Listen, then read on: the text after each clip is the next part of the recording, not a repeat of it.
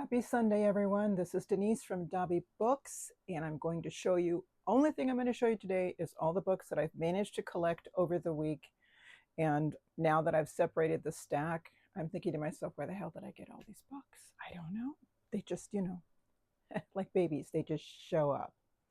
Okay, so first I'm going to show you the books I got from Princeton University Press. They were having a sale.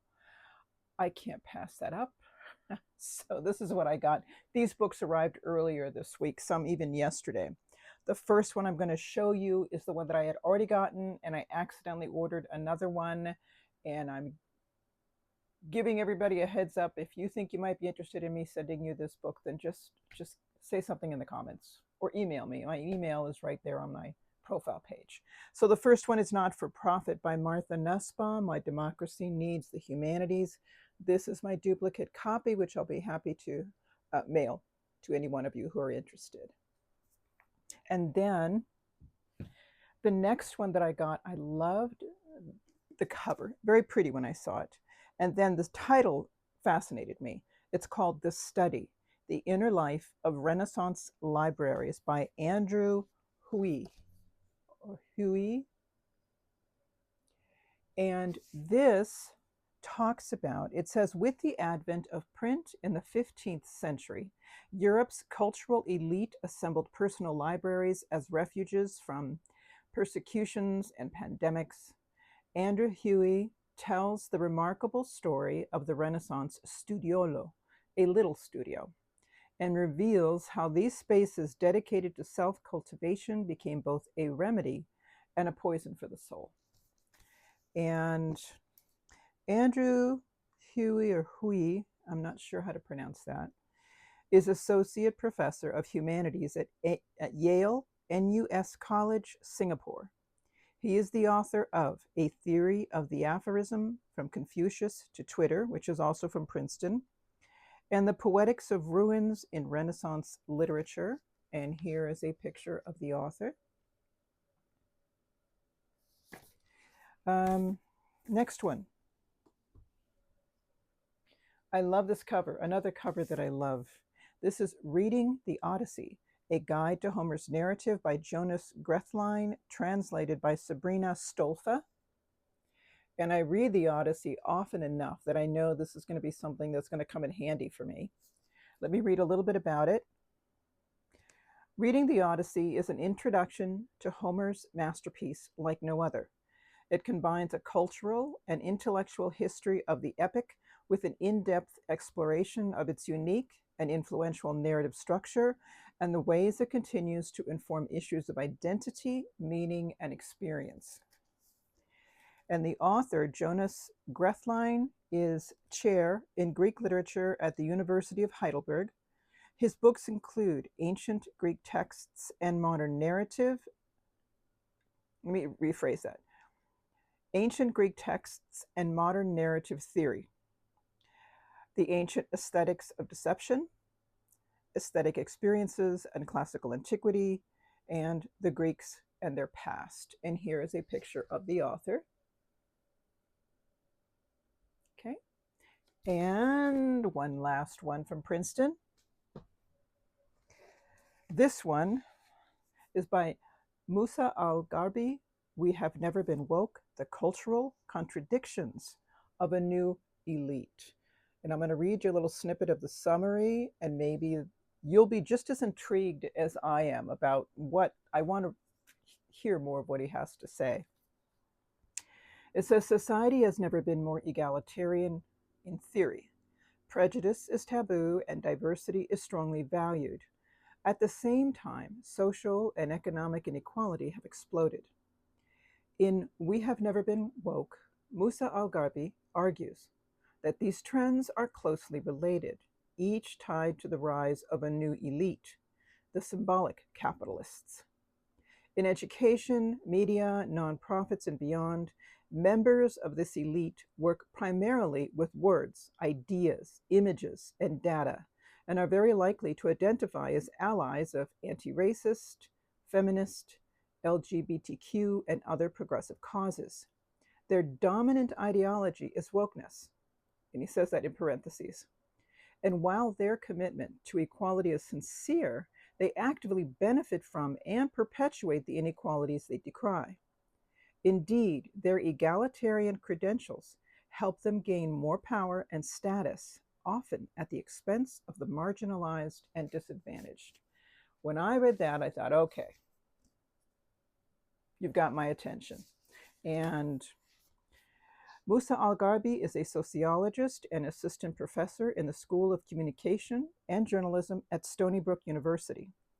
He is a columnist for The Guardian, and his writing has also appeared in the New York Times, The Washington Post, and The Atlantic, among other publications.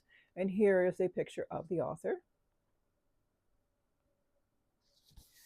And those are it for my Princeton University Press books. And now I'm going to show you the ones that I got. I think all the rest of these are Barnes & Noble purchases that I got. No, there's one eBay one, but I'll get to that. I had read about another book that W.E.B. Du Bois had published, and I was reading this in another book, and I can never remember which book it is, but I really wanted to read it, and it's called Black Reconstruction, an essay toward a history of the part which Black folk played in the attempt to reconstruct democracy in America, 1860 to 1880, and this is published by the Library of America, and they're always such really nice books. When you have a collection of these on your shelf, it really looks great. And this one, of course, you know, I'm now reading Beowulf as part of my medieval studies. I have the translation by Seamus Heaney, but I also knew that there was a graphic novel format of this by Gareth Hinds. And some of you may remember, I showed you a couple of Gareth Hinds' work. He did the Iliad and he did the Odyssey, and I thought he did it wonderfully. And I wanted to find the Beowulf one, but it was one of those things that I said, well, later on down the line, or if I can find it. And by accident, I was not looking for this. I found it at Barnes & Noble this day. And it's Beowulf by Gareth Hinds. And what's different about this one is compared to the Iliad and the Odyssey, which has plenty of dialogue and narrative, Beowulf is almost completely just illustrations. So the action scenes are taking place in that manner. And I'm interested about that. I'm intrigued. It's like, why did he choose to do that? Is it because it was in the Old English? But then again, the Iliad was ancient language as well. So I just think it's very interesting. Look at these illustrations. They're fantastic. So this is Beowulf by Gareth Hinds in a graphic novel format.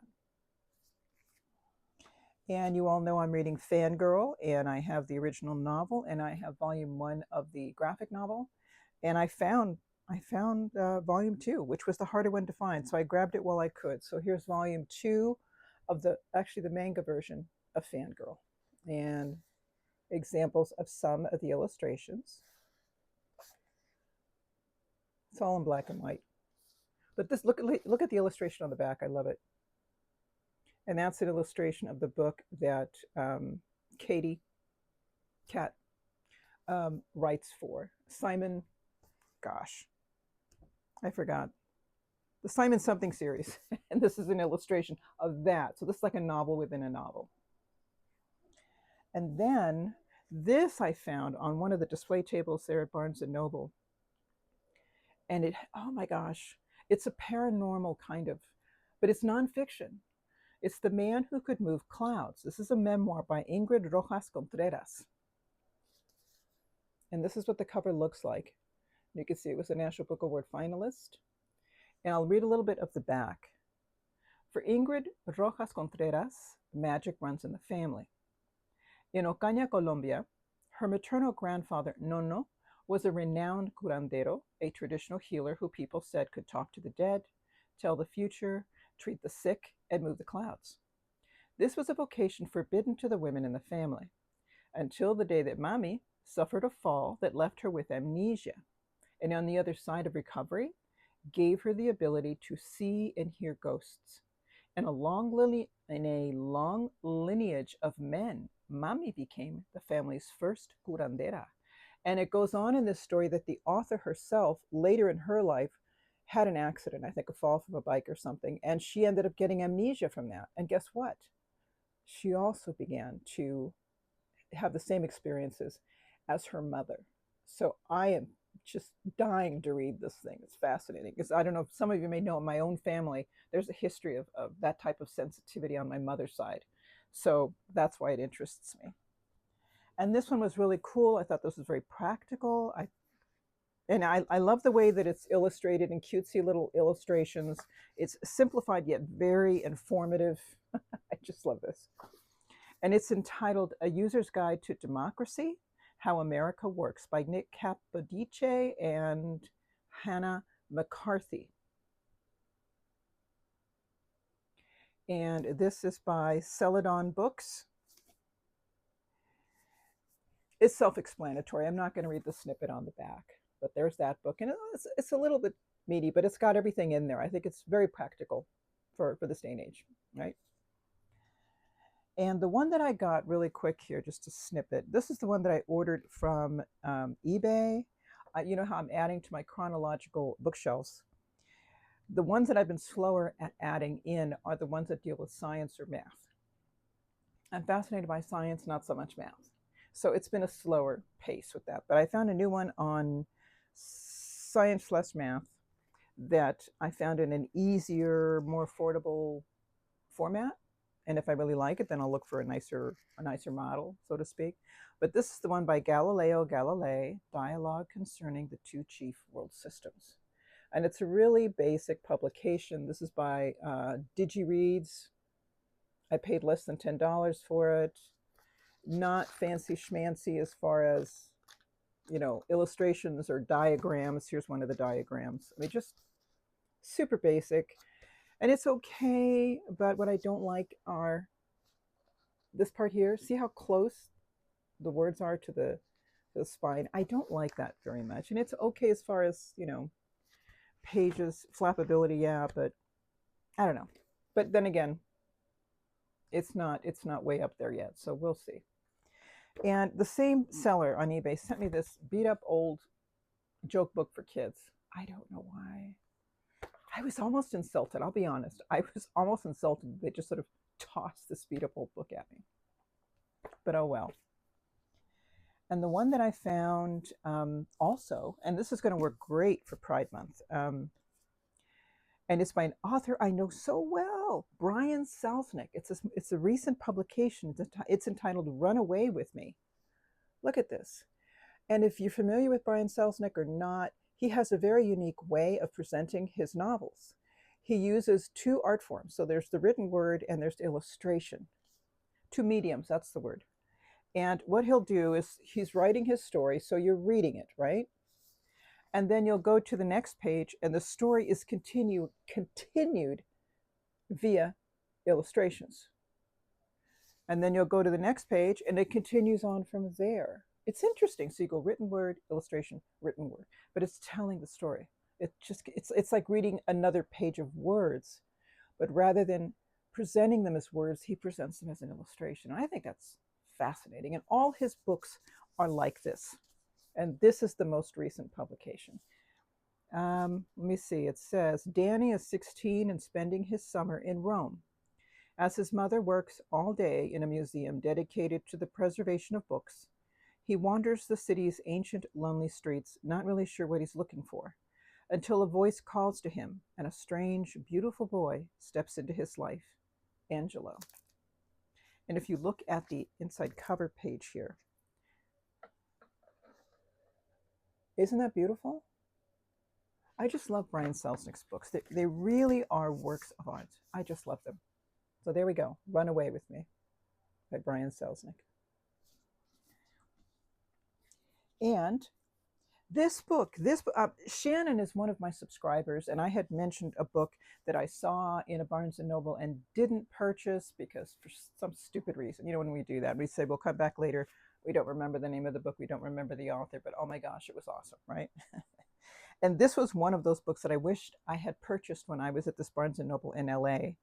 It's by Michael Cunningham, and it's entitled The Hours. And I found, Shannon told me, I think this is the book you're looking for. And I found it at a Barnes & Noble not too far from me. It's not my regular one, but a different one.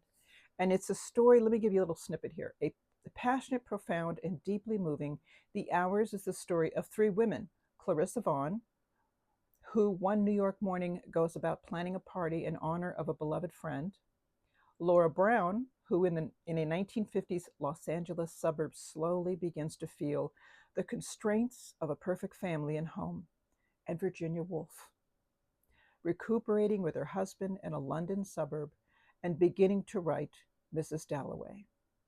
By the end of the novel, the stories have intertwined and finally come together in an act of subtle and haunting grace, demonstrating Michael Cunningham's deep empathy for his characters as well as the extraordinary resonance of his prose. This is going to be fun. I love this. I was intrigued, the three women's lives, crisscrossing with each other. I thought that was great. And a surprise, people. I don't know why I was looking I was in the children's section, which I normally meander through, but I decided to look at the books in Spanish for children. And guess what I found? They have republished the first three books of the Harry Potter series in Spanish, and I love what they've done with them. Look, this is Harry Potter and the Philosopher's Stone in Spanish, and it's an oversized book, so it's not the standard size, right? It's bigger, and it's super floppy, and I love the font. I just love that it's so colorful. So this is Harry Potter and the Philosopher's Stone, La Piedra Filosofal. Here's the second one, Harry Potter and the Chamber of Secrets, La Cámara Secreta. This is fantastic. And The Prisoner of Azkaban, El Prisionero de Azkaban. I love these.